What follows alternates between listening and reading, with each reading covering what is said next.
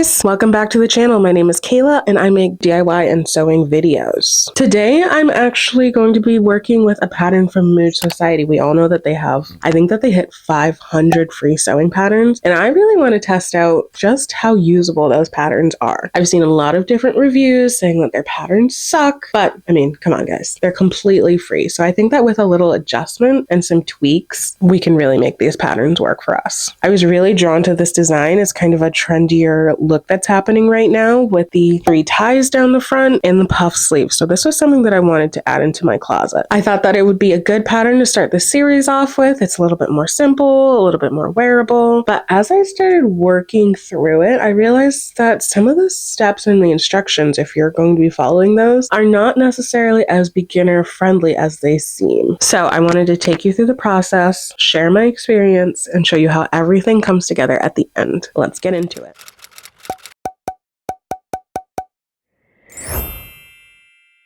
Okay, so the pattern that I'm going to be reviewing is the rosette tie front top from Mood Sewciety. I've actually made this pattern before, so I know the adjustments that I'm already going to make. Once I have it reprinted, I'm actually not going to make a mock-up. But for you, if you are making this for the first time, mock-up, mock-up, mock-up. Trust me, please, you want to do a mock-up so that you can see where you want to make those adjustments, know how everything's going to look. It's exactly where you want it to be. Please trust me on this. The first adjustment that I actually ended up doing for the pattern is that I wanted it to have those puffy sleeves that you see in my inspiration photo. So using another Mood pattern, which I'll put up on the screen right here, I printed up just the sleeve pattern, and then I'm going to be adjusting this sleeve pattern further to be a little bit more closely what I would like it to be. To be a little bit more puffy both at the top and at the bottom. I want it to be really gathered. Also guys, I know that I think that puffy sleeves are kind of going out of style. I heard one creator say that, but I am just now really getting into them. I'm afraid I will not be letting them go. This is the slash and spread method. So I measured 2 inches for each section on the sleeve, and I'm cutting all the way up to the top, but not through. And then I'm going to add an inch of space in between those sections to add more fullness at the bottom.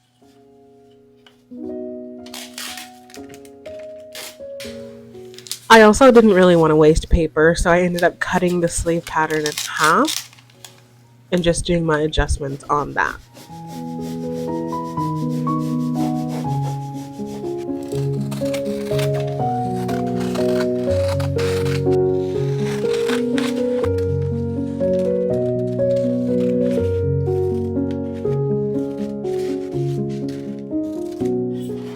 The next adjustment that I made was to actually take about an inch of fabric from the back of it. My back isn't very wide, so usually when I'm making patterns I have to adjust for that. And here is that adjustment. I didn't even have to cut it off in case I want that fullness at a later point. I just left it in there.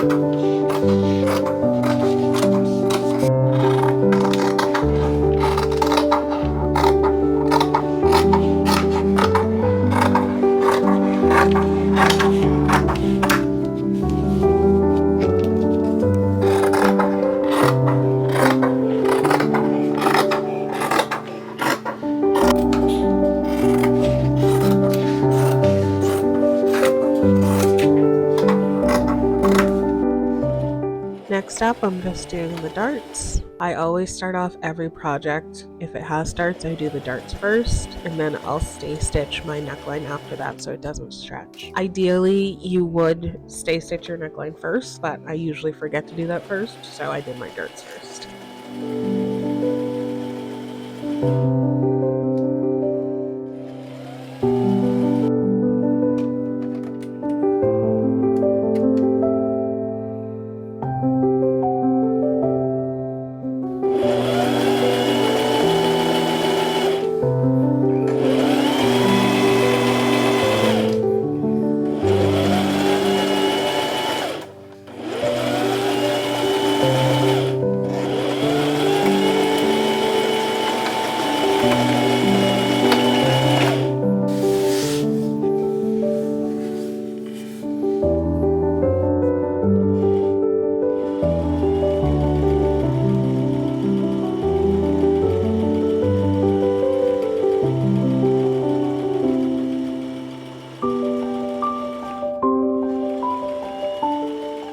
For the pattern, they suggested that you do ribbon to tie it in the front. I don't love how that looks, so I wanted to do it in the same fabric that the entire shirt is made out of. I sewed those ties and turned them inside out, which is never my most favorite part of the process, but it's totally worth it to get that nice clean look, especially when the straps are tiny.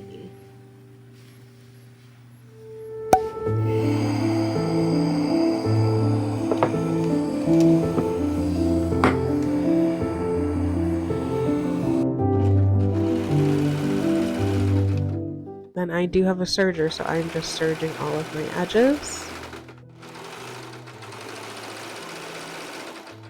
And then I am gathering the bottom part of the shirt to match the top part of the shirt's measurements. This was pretty straightforward in the instructions for me personally. I didn't really make any adjustments here.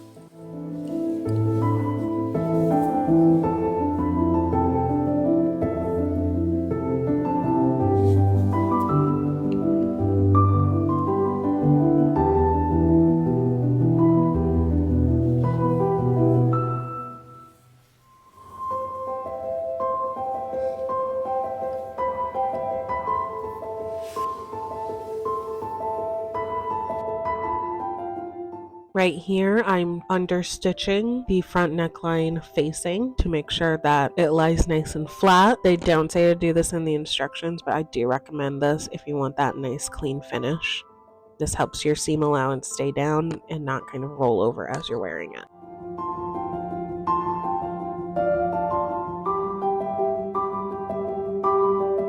Next up, I am just putting elastic into the channels that I made in my sleeves earlier. This will create the puffy sleeve effect that I'm going for.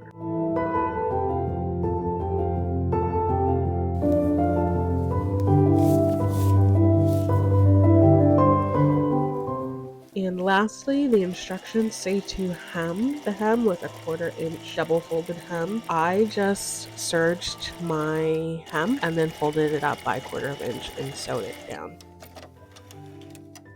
Alright guys, here's the final look.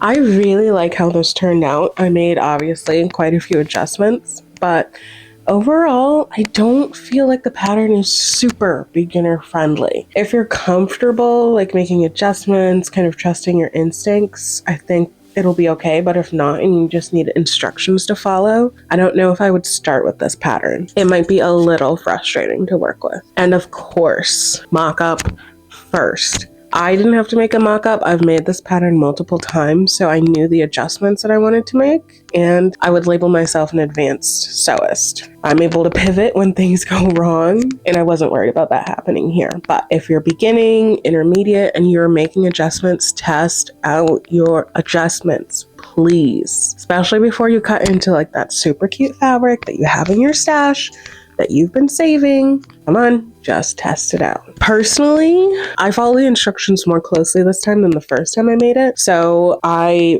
followed their instructions for like doing facing at the front, and then for the neckline, you just turn it over and sew it down. I don't love that. I don't think it's a very elevated finish. I personally would recommend doing bias binding or just doing a lining. I did a lining on the first one that I made, and it came out super crisp and clean. That's it for this video. If you guys really love this kind of review style and you want to see it more, please comment down below. Let me know which patterns you'd like me to test out, and thank you so much for being here. Make sure to like and subscribe so that I know to keep making videos. I'll talk to you guys next time. Bye!